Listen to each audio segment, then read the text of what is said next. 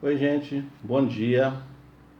Que bom que você está aí, que bom que eu estou aqui, que bom que você tem essa disposição, né, de juntos nós sentarmos aqui para conversarmos um pouco sobre a palavra de Deus logo pela manhã. Talvez você esteja assistindo isso em outro horário, mas que bom que você reserve esse tempo para meditar na palavra de Deus. Eu espero poder estar te ajudando nessa reflexão. Hoje é dia 6 de 12 de 2024 e o texto que nós vamos ler está baseado o texto que vamos ler está registrado em Mateus capítulo 12. Nesse capítulo 12, Jesus tem problemas com os fariseus por causa de leis de purificação. Os fariseus falando que os discípulos de Jesus não se lavavam antes de comer. O que significava dizer isso? Que os fariseus eles tinham uma lei de purificação no sentido assim, para determinadas atividades, eles tinham que se praticamente tomar um banho.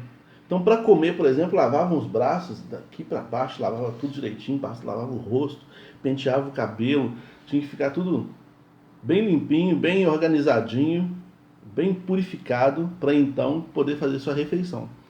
E os discípulos de Jesus estavam passando por um lugar e tinham uns milhos, algumas coisas, começaram a comer sem fazer esse tipo de lavação. E isso é um prato feito, um prato cheio, né? Para que os discípulos, para que os fariseus então acusassem Jesus de estar ensinando uma doutrina errada, uma doutrina que não levava em conta a purificação ritual. A religiosidade pedia isso, essa purificação ritual. Se você vai ver, por exemplo, no capítulo 2 de João, fala sobre aquele casamento que Jesus transforma as águas em vinho, né? Lá fala que tinha 6 talhas de pedra, 6 vasilhas de 120 litros cada uma, que cabia, comportava 120 litros cada uma. Diz assim, para purificação. Então, até nas festas, dependendo da situação, até nessas questões, era necessário, então, purificação. E aí Jesus tem esse embate. Os fariseus começam a acusar, os seus discípulos não se lavam para comer, e começam a discutir com Jesus. E aí a escalada dessa discussão vai chegando a um nível que eles chegam a dizer que a doutrina de Jesus é de Beelzebul, que Jesus fazia o que ele fazia, tanto os milagres, quanto os sinais, quanto as palavras, tudo que ele fazia ungido pela presença do Beelzebul, pelo príncipe dos demônios. Não era pelo Espírito de Deus, porque se fosse pelo Espírito de Deus, ele observaria as leis dietéticas, as leis de purificação, todas as leis que os fariseus diziam que eram importantes. E aí entra o texto que a gente quer ler aqui, nesse capítulo 12, do versículo 35 de Mateus, que fala assim, ó: o homem bom tira boas coisas do seu tesouro, ou do bom tesouro do seu coração, e o homem mau, do mau tesouro, tira coisas más. Mas eu vos digo que toda palavra ociosa ou toda palavra frívola que os homens disserem, hão de dar conta no dia do juízo, porque por tuas palavras serás justificado, e por tuas palavras serás condenado. Ele está falando isso aqui, ele está direcionando essa palavra aqui para os fariseus.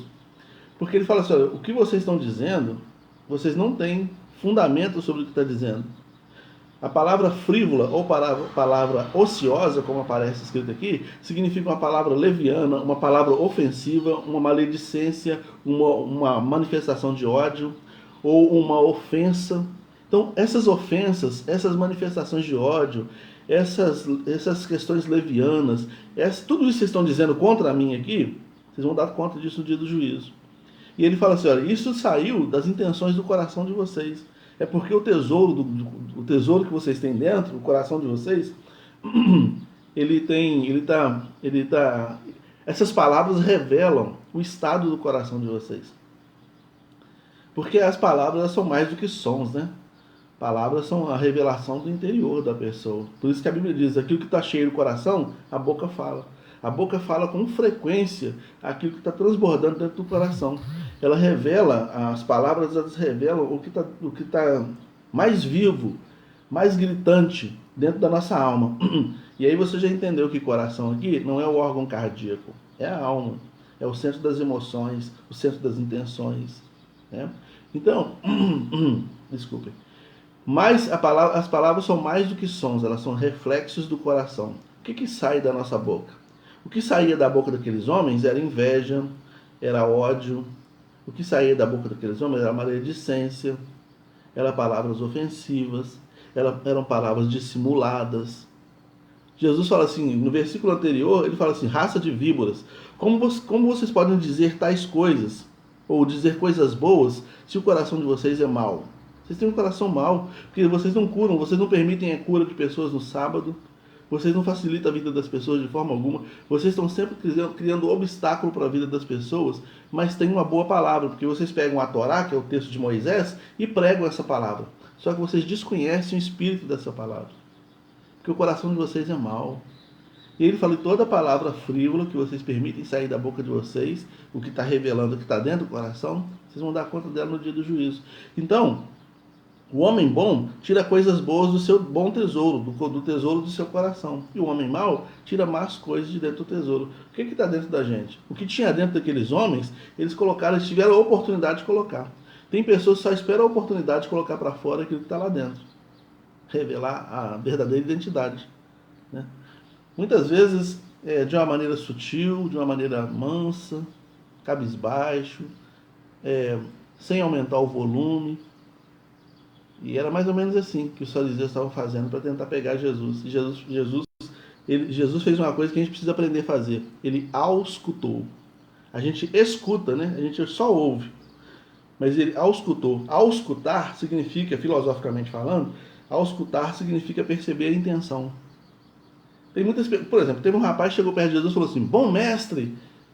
Jesus falou, por que você está me chamando de bom? Por que você está me chamando de bom? Então Jesus já foi logo na intenção das falas, muito mais do que na fala em si. Então vamos lá, o coração é um tesouro, é um valor guardado, né? Ele é o comando da vida. A Bíblia vai dizer lá em Provérbios, de tudo que você deve guardar, guarda o teu coração, porque deles são as saídas da vida. O que a nossa vida vai desenvolver tem a ver com aquilo que a gente guarda dentro da gente. As intenções do coração é que vão mostrar isso. E também o coração é um perigo, porque a Bíblia diz que o coração precisa ser domado, precisa ser dominado, porque ele é enganoso. Né? As nossas intenções, as nossas paixões, muitas vezes nos levam por caminhos que são caminhos de morte. Por isso que a Bíblia diz que muitas são as intenções do coração do homem, mas o Senhor prova todas essas intenções. Então, e a palavra também diz assim, filho meu, dá-me o teu coração. Dá-me o teu coração que eu vou transformar ele num tesouro bom, de onde você vai tirar coisas boas, onde você vai tirar palavras que edificam, onde você vai tirar amor, onde você vai tirar coisas que realmente produzem frutos. Né? Porque se depender do nosso próprio coração, do nosso próprio controle, ele não produz muito fruto positivo não. Né? Não há virtude em nós. Né? A Bíblia diz que nós, infelizmente, todos pecaram. Né? E não há virtude em nós. A virtude que há em nós é produto do Espírito Santo, que é capaz de gerar em nós. Né? Então o coração, o capital emocional guardado dentro da nossa alma nos permite deslanchar na vida ou não. Né? O que está guardado no meu coração? O que está guardado no seu? Ele determina o que nós vamos viver, o que nós vamos colher como frutos. Né? A Bíblia diz que ele é enganoso, né? E ele precisa de controle. As palavras, como eu disse, são mais do que palavras, são mais do que sons, né? Elas são reflexos do coração, né? A gente precisa aprender, então, a auscultar. Auscultar não só aqueles que nos falam, mas auscultar as nossas próprias falas. Às vezes eu preciso escutar, perceber as intenções do meu coração, porque tem coisas que às vezes eu faço que eu nem sei por que falo. Nossa, eu falei aquilo, eu nem pensei para falar, nem sei por que eu falei isso, eu nem sei por que eu fiz isso. Tem muitas ações que são no ímpeto, muitas ações nossas são no ímpeto, porque elas estão sendo direcionadas por alguma intenção oculta dentro dos nossos corações, que precisa ser auscultada, precisa ser investigada. Né? Porque como a Bíblia diz que o coração é enganoso, ele engana a gente. O nosso coração enganoso não engana só as pessoas, engana a gente muitas vezes. De decisões que a gente toma, de coisas que a gente fala, de coisas que a gente faz, de sentimentos que a gente permite. E vai enganando a gente mesmo, muitas vezes.